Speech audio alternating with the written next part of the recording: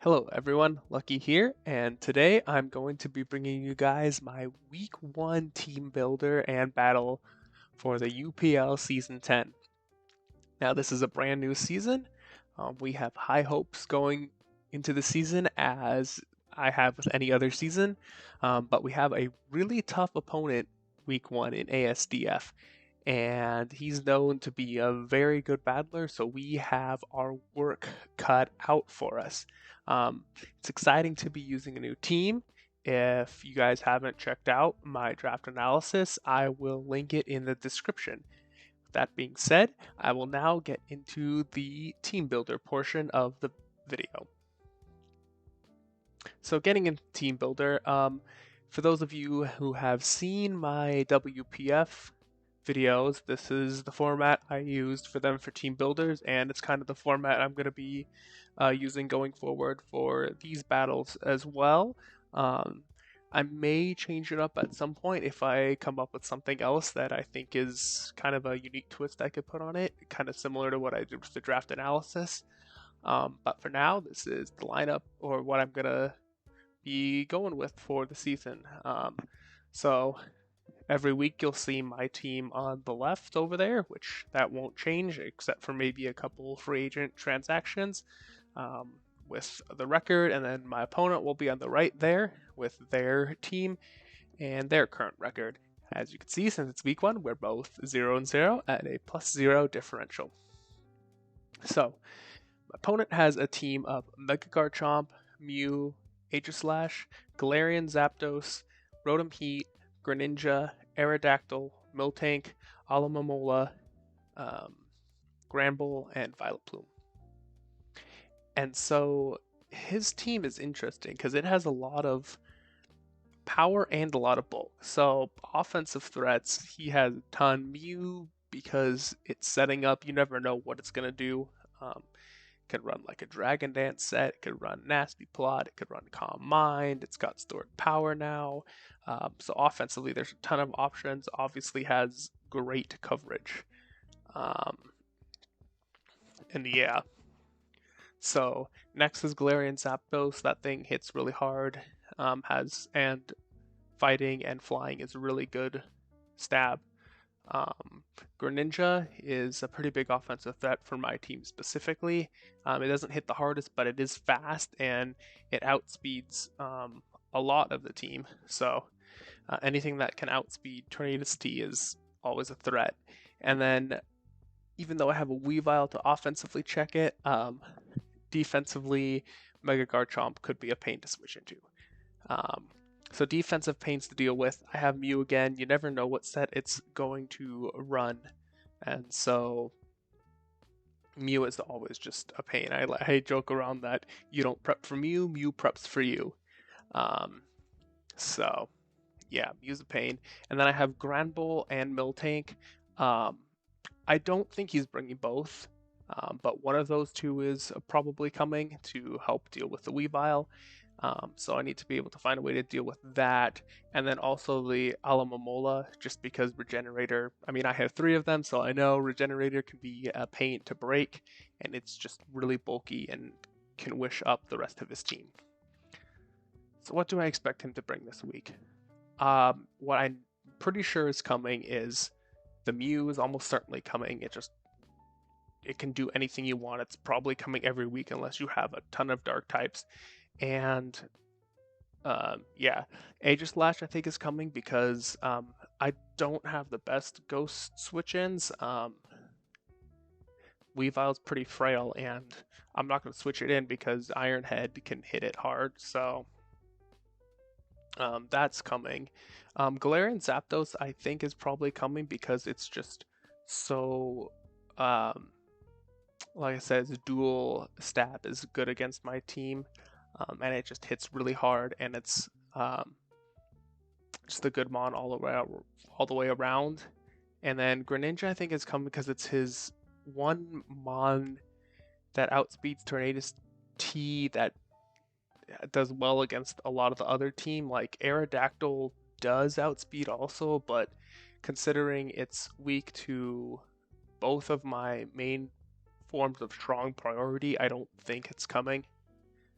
Probably, I think Rotom Heat is probably coming just because it offers a good pivot for him, and outside of Mew and Aerodactyl, it's his um, only form of hazard removal, and I don't think Mew is gonna be really wants to run Defog every week, and like I said, Aerodactyl I don't think is coming. So um, I'm pretty sure Rotom Heat will be the Defogger. And then Miltank or Granbull is coming to deal with the Weavile. I don't think both are. And then he could possibly bring Alomola or Mega Garchomp to. So I have to be aware of those. Alomola doesn't offer much offensive pressure, and Mega Garchomp, while it does offer offensive pressure, can't do much against like Weavile, for instance. So some of the sets, I expect Mew to either have a Colbur Berry or Vacuum Wave or both because of Weavile. Because otherwise it kind of destroys his team. Which actually I'll get into my team now. So first off, I'm bringing Weavile because, as I said, it destroys his team. Like, the only thing that could really take hits is Miltank, but probably doesn't want to take a knockoff, or Granbull, just because it's so physically bulky. So I'm just running dual stab hits almost everything on his team, and then Sword Stance just to get extra power if I needed it. Expert Doubt's there to get a little bit of extra power without taking Life Orb damage, and because, I mean, the dual stab hits a lot of his team in general. Like, Garchomp hits super effectively, Mew's hit super effectively, Aegislash hits super effectively, Galarian Zapdos hits super effectively, and Aerodactyls hit super effectively, Violet Blooms hit super effectively. So, basically knock off Ice Shard for priority to hit off things that could be Scarfed, and then Triple Axle, just strong Ice Stab, and then Sword Stance. So yeah, I expect the Galarian Zapdos to be Scarf to outspeed the Weavile and force me to click Ice Shard, because Triple Axle obviously always kills. And so a Scarf Galarian Zapdos could be an issue. And because of that, I am running a Scarf Lycanroc Dusk with Excel Rock, Play Rough, Crunch, and Stealth Rock. Enough speed to outspeed his base 100s. So Excel Rock over Stone Edge, mostly because I don't want to miss. And the priority could still be useful. You get faster priority. The Play Rough there mostly for the Galarian Zapdos if it's Scarfed, but also for the Mega Garchomp if he chooses to bring it. And then Crunch is there to hit the Mew pretty hard, as well as the Aegislash. And then I didn't really need a fourth coverage move, and I wanted the possibility of Chip, and so I just ended up throwing rocks on there this week. Next we have a fun set with a bulky, calm mind, but fast Manaphy. Max speed because he has a couple base 100s in Mew and Galarian Zapdos, even though I do think the Galarian Zapdos is going to be Scarf. Also, the Garchomp, I either force it to stay in regular form and not Mega, or I outspeed it, as well as the Rotom Heat. And then Surf, just because it's my strongest stab. Ice Beam for the Garchomp and the Galarian Zapdos. And then Energy Ball is there mostly for the Alomola, because Manaphy just beats that. This is, now I may be coming through this problem throughout the season. I don't know, but this week specifically against this team, Manaphy's still good even without Tail Glow, but man, if this set had Tail Glow instead of Calm Mind, it would do a lot of work this week. But unfortunately, we don't have Tail Glow, so Calm Mind will have to do. Next we have Tornadus T with Heavy Duty Boots. I said in my draft analysis I'm not going to run that set every week, but just worked out this week, although I am not running Defog. So Hurricane just there because it's his strongest stab. Dark Pulse is there because it offers good coverage for his team along with Hurricane, specifically hitting the Mew and Aegislash harder. U-turn just there for pivoting. Taunt is there so I can make sure he doesn't... it's mostly there for the Alamola so it doesn't get off any wishes. It could also be useful against a Mew that's trying to set up a lot, so Taunt is there to help try to prevent that. Reuniclus is kind of my anti-Mew Pokemon this week with leftovers and Magic Guard. Max defense though, even though Mew will likely be a special attacker, max defense could also help against the Galarian Zapdos, for instance, or a physical Aegislash set, because it has a stronger SpDef. So I just decided to invest in defense, and it should be overall pretty bulky, max HP. The cool thing about Magic Guard, I said it's my anti-Mew set, so I have Psychic just to stab, a Shadow Ball for coverage for the Aegislash and maybe the Mew, is then I have Toxic and Recover, so I can go ahead and Toxic the Mew, and then even when it synchronizes the Toxic back to Reuniclus, it won't do damage, and then I don't have to worry about any more like debilitating status that could possibly come my way, although the only thing may be a paralyze from Rotom, because I don't think he has any... Oh, Violet Plume gets some sort of sleep move, so that could be the case. But either way, Toxic is there mostly to check the Mew. And then I wasn't sure what to do for the last one, so I just ran an Assault Vest Donphan. This is mostly there to check if he does bring Garchomp, because with the Assault Vest, even if it's a mixed Chomp, he can't do that much damage. Edge Quake coverage, Ice Shard mostly for the Garchomp, but also because it could help pick off the Galarian Zapdos, which the Donphan also can check decently well. As well as the Rotom Heat. With Assault Vest, he can check that, and Stone Edge. And then Rapid Spin is my hazard removal. So that's the team I'm bringing this week. With that, I will get into the battle.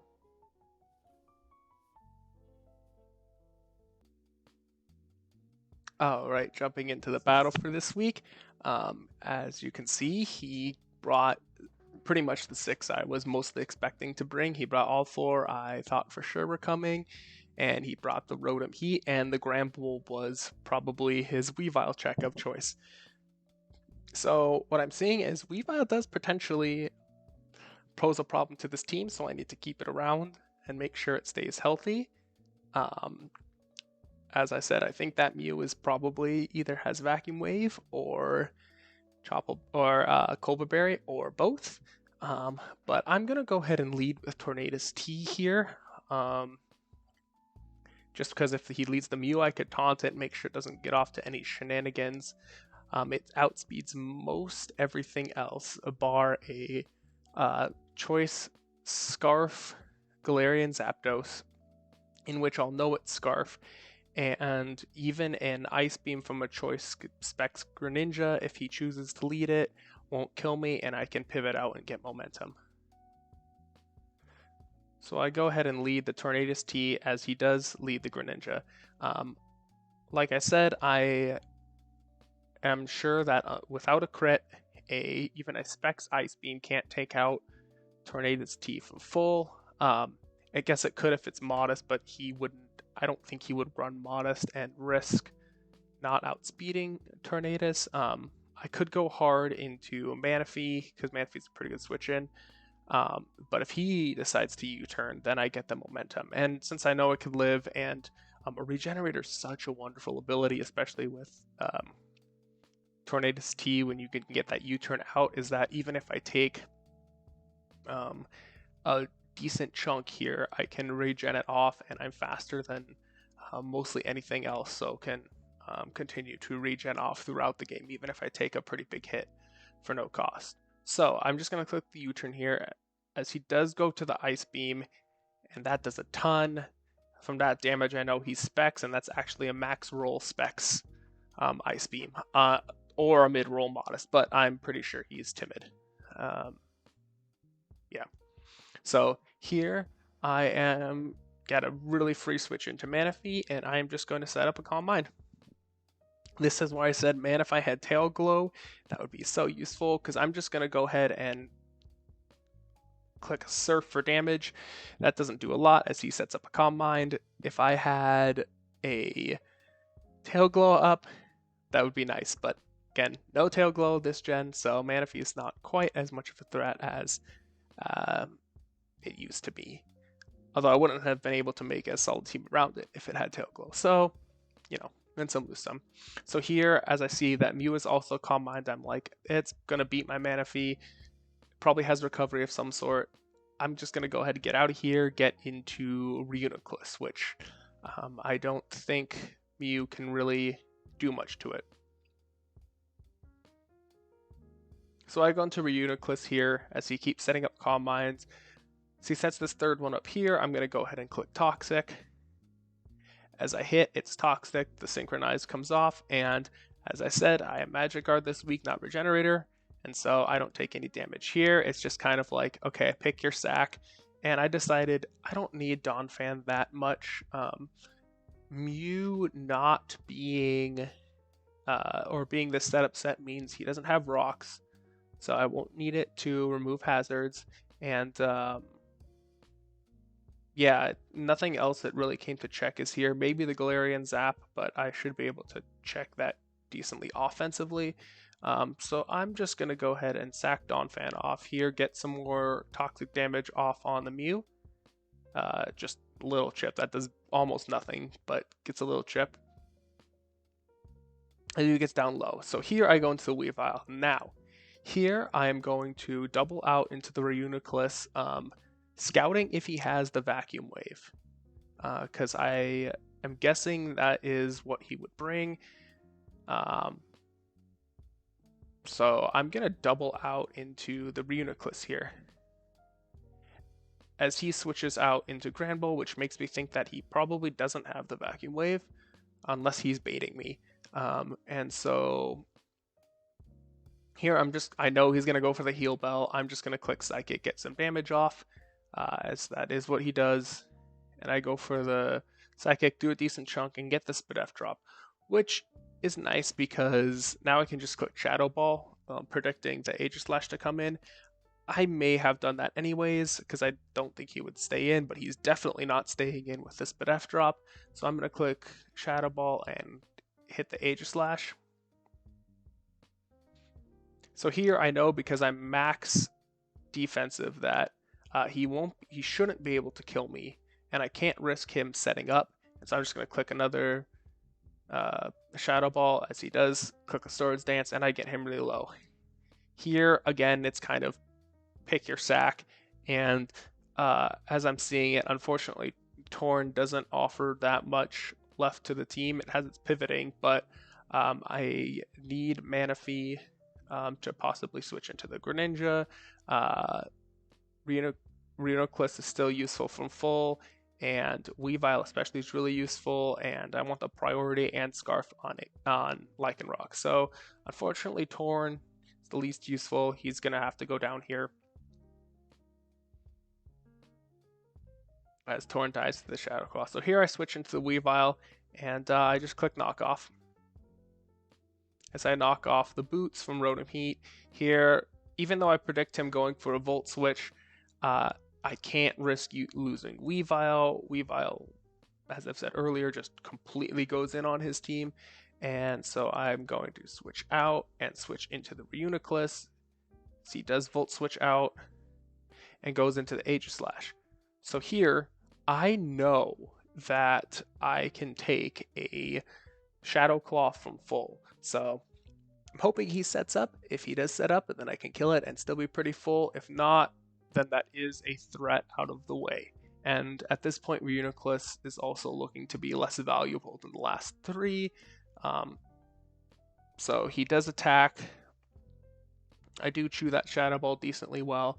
and go ahead and claim the kill against H slash. So here he goes into Galarian Zap. There's no reason for me to save for Uniclus at this point, as he goes into Mew, and I get the momentum from Kim killing Uniclus. So here, as I've said earlier, he didn't click the Vacuum Wave, and he switched out against Weavile.